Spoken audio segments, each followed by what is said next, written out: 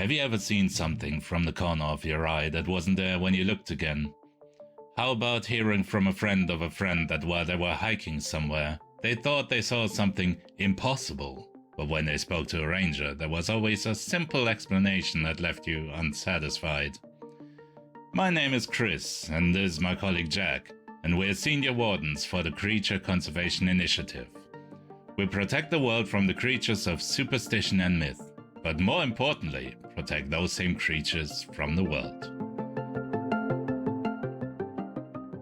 Hello everyone, welcome to the first episode of the year. Welcome back to blinkandyoullmythit. You didn't get rid of us. How is everyone doing? How is the new year treating you? Stop laughing at me. This is gonna be edited out. Nobody will know that I misspoke. Jack, how are you?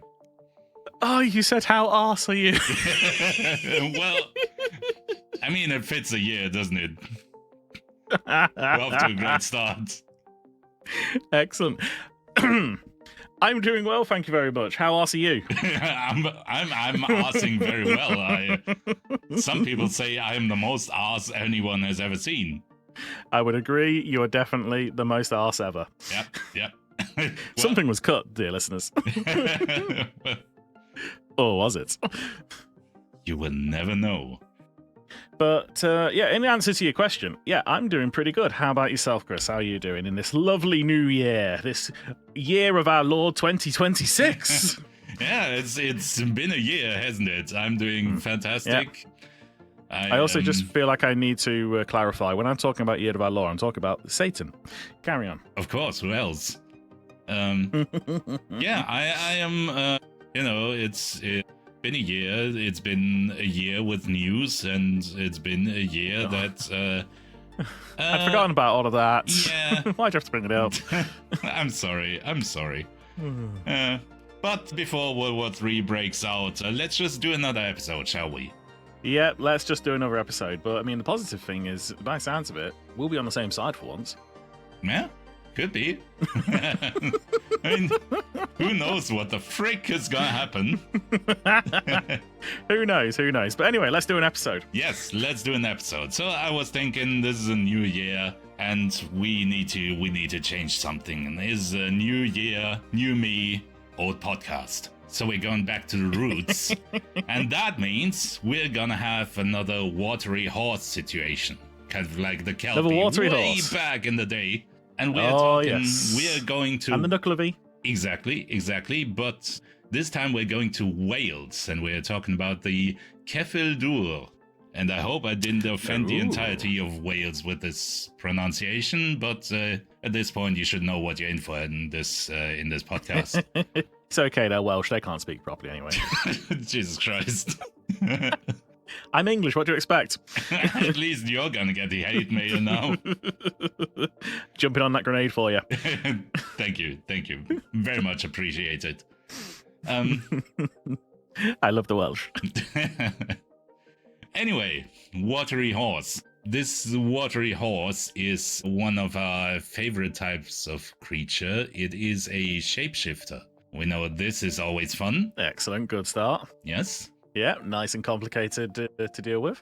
Yeah, and as I said, it is very much a watery horse situation, so there are some similarities to things like the Kelpie, the Knucklevi, It is actually partly related, we think, to the Irhushke, which is another Celtic watery horse, but far more angry. And a future episode, I'm sure.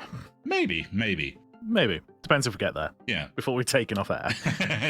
It's always a possibility. And as it is a watery horse, it is commonly found around waters. So you can encounter it at mountain pools, waterfalls, rivers, seashores, basically everywhere where stuff is wet, there's a horse. They are quite fast. They can even fly, at least for short distances. Ooh. Yeah. I've not come across this one myself, so I'm curious.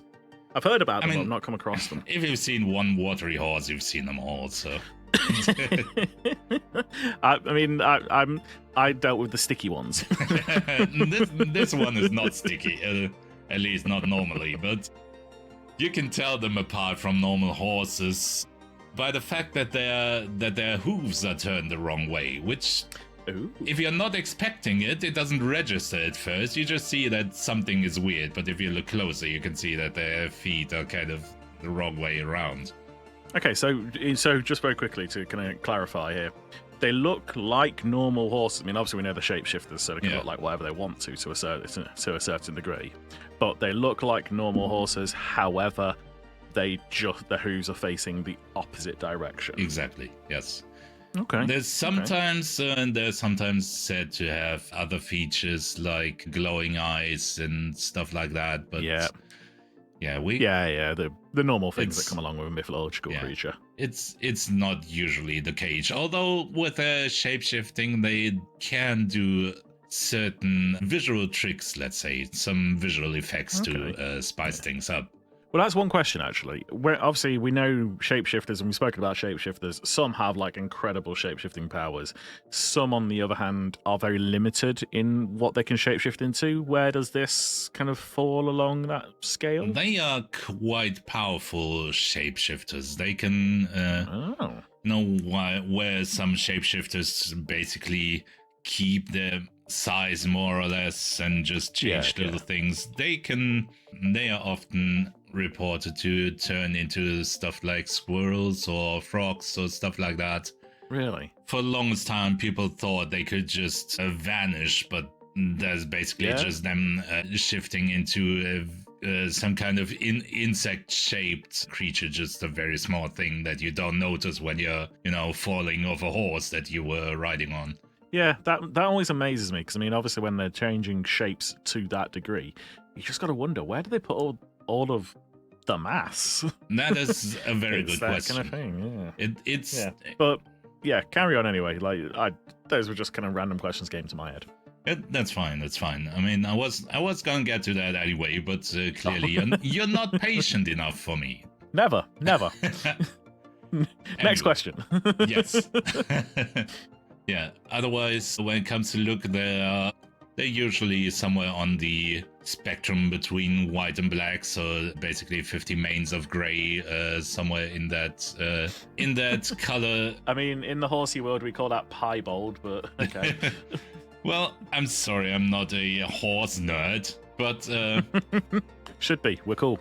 I haven't seen no evidence of that claim. But when they shapeshift back into a horse, which seems to be their default form, they usually stick to one specific color that they had. Okay.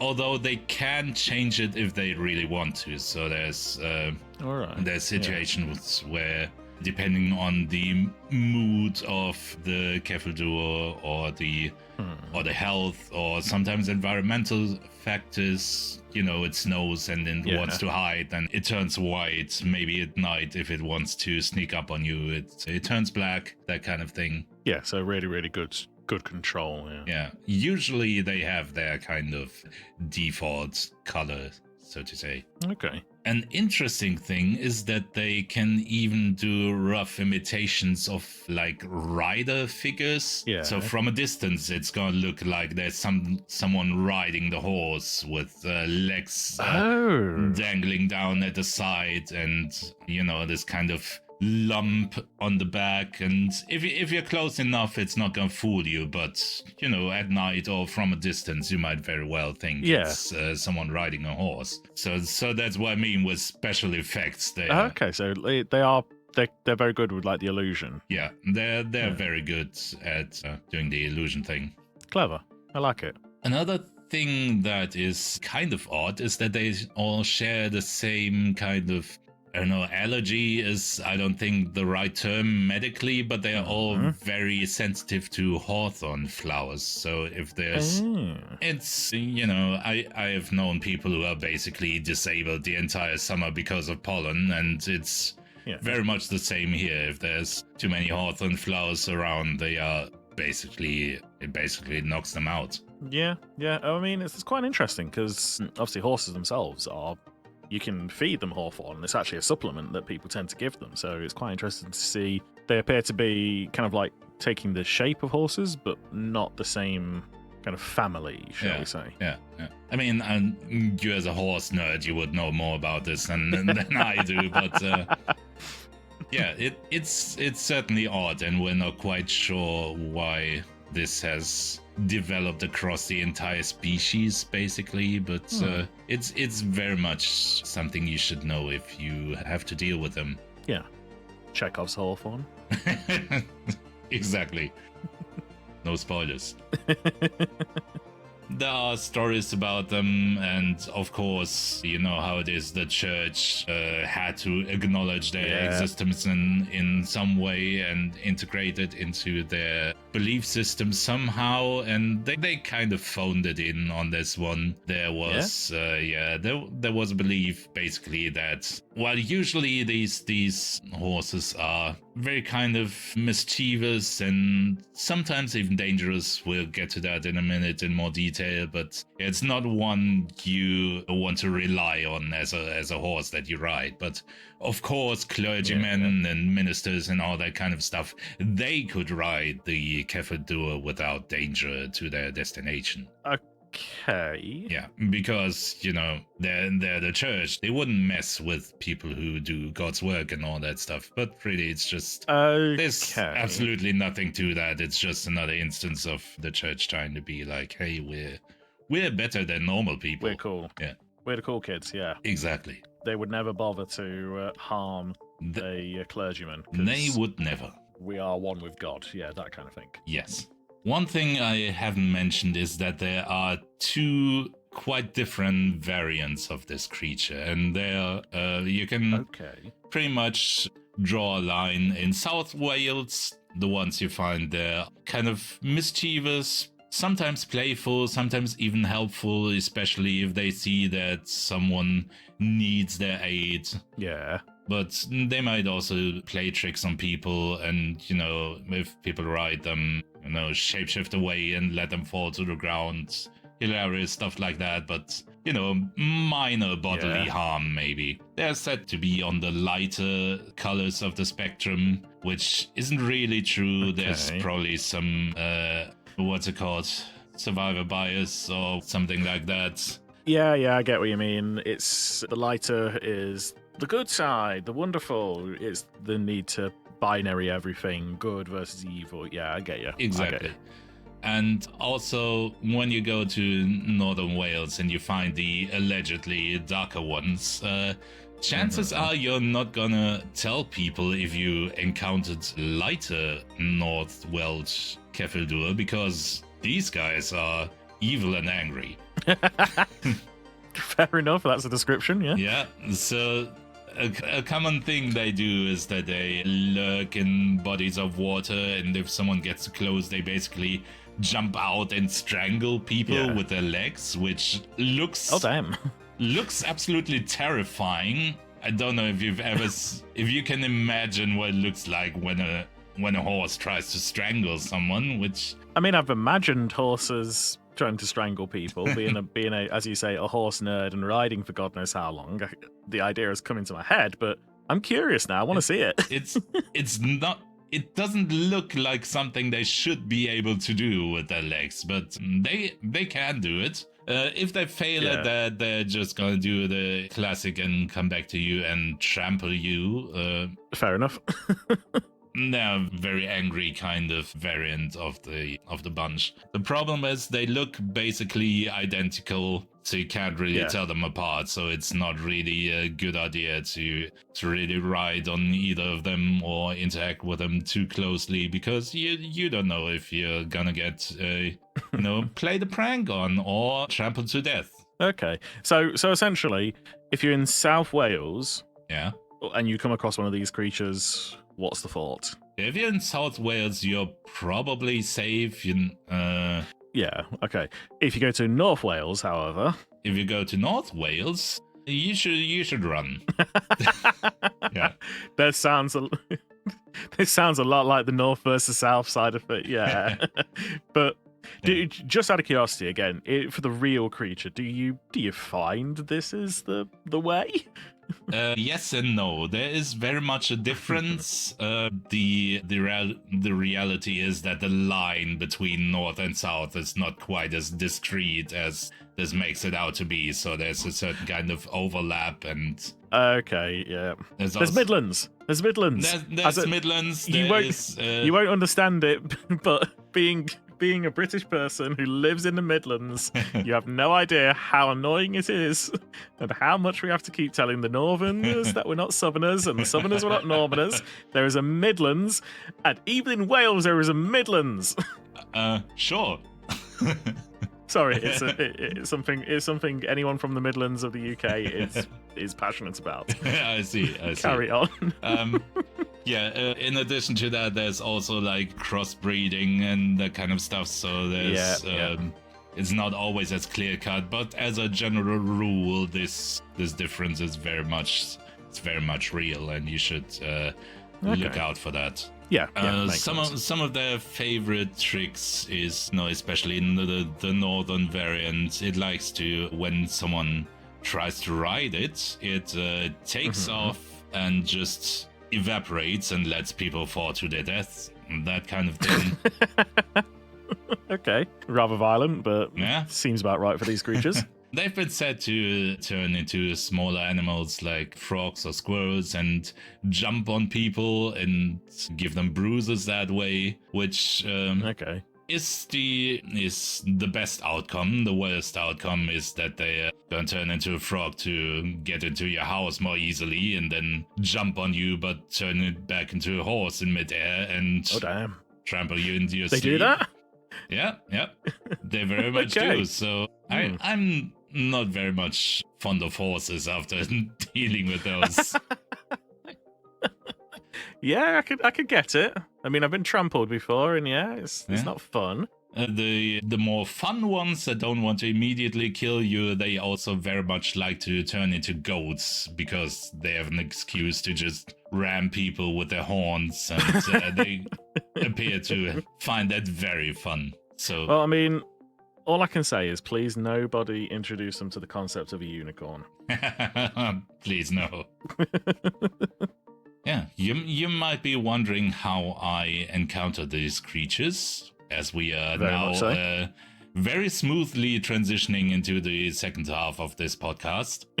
And what happened was that there was what do you call it? Not a farmer, a rancher probably for animals. Yeah, that's more American term, but yeah. I mean, you feel free to give me we know what we're term. looking for. Anyway, farmer. In the UK, it's farmer. Okay, it's a farmer. It's a horse. This horse was. It's a nene. Yeah. this nene. It's not a nene. Not. Anyway, there was a guy. There was a guy who got the bright idea to breed these Ceffyl Dŵrs, basically, and kind of turned it into a local attraction to let people ride the magic horses and stuff like that. And he was very careful to breed and have only the not as dangerous ones, but still when it drew our attention, we decided we're not very happy with that, because often animals are not treated very well in these kinds of situations. Although I can get you. Although that wasn't really the case here. He took good care of them, but also we don't really want to draw attention to these creatures because most of them are endangered, if we're honest, and things happen if people are drawn to them too much. Yeah, makes sense. Another thing is that even the good-natured ones don't really tend to react kindly to being captive in the long term. And most of the time when people try to keep them in captivity, it ends with them killing the ones who has captured them. So they're not domestic creatures, basically. They are not domestic. So I was sent out to deal with this situation, especially because there were reports of people already having been injured in accidents and stuff like that. So Yeah.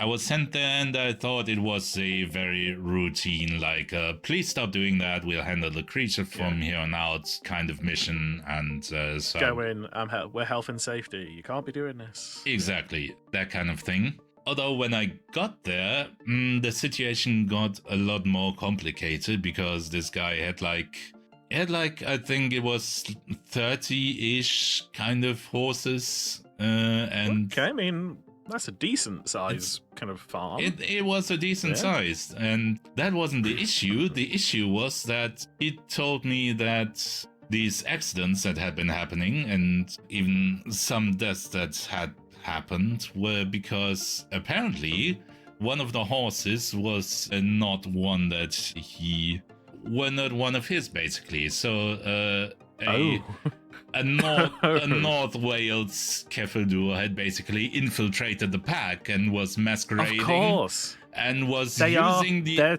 shapeshifters. Yeah. I mean, as I said, they look the same, so they don't even have to shapeshift exactly. Yeah. But yeah, it was just using the opportunity to kind of get at people and have their own kind of fun. So we had around 30 horses, one of which was a killer, and that was kind of a problem. Real kind of Among Us situation there. I've got to know, are you basically turning around and telling me you did a horsey version of Whodunit? I mean, not quite, but more or less. Yeah, so God. Biologically, they send you on weird jobs, man. They do. To be honest, this is another one of those episodes where I question why I still have this job, but that's neither here nor there. The problem, or one of the many problems in this situation, was that they are biologically pretty much identical, or at least close enough that we can't reliably just run a DNA test or something to identify the odd one out. And even if we take care of all of these creatures, it will be very important for us to know which one is the kind of, this one is probably going to kill you one. So, yeah. You got to know which one's the northern and which one's the southern. Exactly, yeah. So I was, seeing as I was alone, I called in my team to help me deal with this situation, and we had to kind of systematically try to identify which group each of the horses belonged to. How? Yeah, we first thing we did, we tried to mark each one with basically UV paint, which we know is outside of their spectrum that they can see, so they can't, use their shape-shifting to replicate this. They don't know to use their shape-shifting to replicate it. Exactly. Which felt very smart until we noticed that when they shapeshift into a different form and then shapeshift back, the paint is gone. So that didn't work out really, but it helped a little bit. Yeah, but then we started what I called Operation Everyone is Bait. What we did was basically we tried to behave like normal tourists and go out with them, ride them around the area, but just, a little bit better prepared than your usual tourists for things they might throw at us, and just try and do excursions and then rate their behavior and divide them into different groups. Like, this one maybe, this one probably not, this one was pretty angry, but we're not quite sure. And yeah, we did this over several days, and we didn't really get anywhere because yeah, the UV marks were fading, as I said, so that was a problem.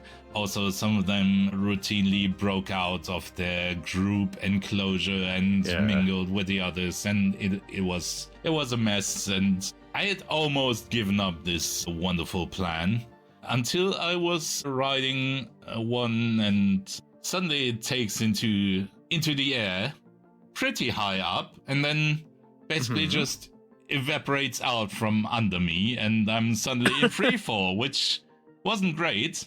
You know, we tried to prepare, so I had my backpack was actually a Fetch the net. parachute. The problem is this was not an altitude where you would normally say, yes, this is enough time to deploy a parachute. So I very quickly pulled the cord and over-prepared and under-assumed.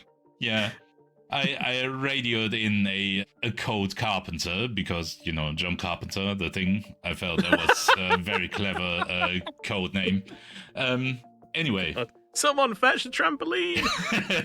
Yeah, so I deployed my parachute, but it barely broke my fall because there was barely any time for me to hit the ground, and I crashed into the ground, and I'm kind of like half there. And at this point, the Ceffyl Dŵr notices that I'm at least still moving and decides, oh, there's still work to do, and comes back and tries to trample me, and I'm just rolling around like very dizzy. I'm just seeing a flurry of hooves around me, and I'm kind of trying to dodge it, and there were several bones being broken until I was able to reach into my pocket and took out what was basically a kind of, you know, like one of those confetti cannons, but filled with hawthorn flowers. When a mighty pop, the air was filled with beautiful flowers, and the horse fell to the ground. You party popped. Yeah, I party popped it. You party popped the cat. You know, if it works, it's not stupid or something. Yeah. Or maybe it is. Yeah. Anyway, and I wasn't in a position to do anything because I was very much in pain and had several broken bones in my body. But luckily, my team wasn't far off, and they arrived to, you know, take care of me and of the unconscious horse next to me. And that's how I met this beautiful creature that I'm not itching to see again. Fair enough. I mean, hey, it's effective, you know, as you say. If it works, it's not stupid. It's debatable, but you know what? It's effective. Yeah. Yeah, I mean, that's quite interesting. I like that creature. I kind of get why they've probably not sent myself after it before. Being a lifelong horse rider, I would definitely be trying to ride it and probably die. Yeah, very much possible. But I mean, it's a fascinating little creature by the sounds of it. I mean, what happened? What happened after you kind of got the bad seed, shall we say, the northern one? What happened after you got rid of? If you were kind of like contained that one, what happened to the farm, the riding yard, the trekking place, whatever you want to call it? The nene. He brought it back. Yeah, after that, it was pretty much standard procedure. We told him to please stop doing this, and, you know, the government doesn't like you, and also give us all the animals. You know how it goes. Just wave our government badges, ID badges around, and basically legal them into submission. But we took the horses. We have several areas where we can relocate them and integrate them into other herds. Yeah. And we have special places far away from any, like, inhabited spaces where we put the northern ones so they can... they don't cause any trouble. Just roam the area without killing people if we can help it. Fair enough. Nothing very exciting happening there. Yeah. Okay. Yeah. Well, I mean, that sounds interesting. It sounds like a great creature. Definitely going to have to be a bit more careful when I go for a walk in Wales. Yeah. Very much. But talking about let's see how you go. Wales, I guess. Where could you possibly find Welsh people? Maybe if you were looking for them. Bit more tame, that one. Okay, we'll take that. Less damaging than normal. Less damaging than normal for certain. So you might meet a Welsh person in the blinkandyoullmythit Discord, where you can join in and talk about all the different creatures that exist in the world about the ones that you do not know. You can send us messages, you can talk to each other about episodes, you can learn little things, you can suggest episodes, because between Chris and I, we have pretty much seen everything, or at the very least we get sent out to meet the new things that we've never come across beforehand.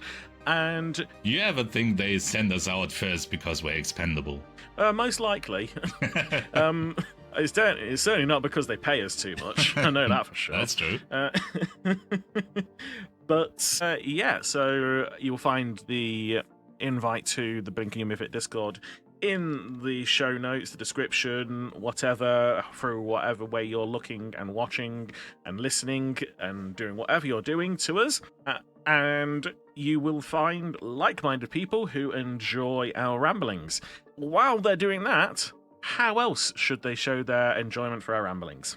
The first thing you should do is practice your Welsh accent. And while you're doing that, you should probably give us a rating, give us a comment. You know, all the internet engagement things. You know how the machine works. We are all just cogs in the great capitalism that will ruin us all and all creativity forever. Yep. But don't think about that too hard. Just subscribe to this podcast so you don't miss out on future episodes. And also, just go back through our old episodes and give them a listen. There's no continuity for you to worry about. Just pick a creature that interests you, because we've been doing this for a while and we have a decent backlog, and there is bound to be something that you will care about. Exactly. Something that you'll love. Also, the most important thing you can probably do is share this, because the only way this podcast and we, by extension, can survive is by sharing. We are basically a virus,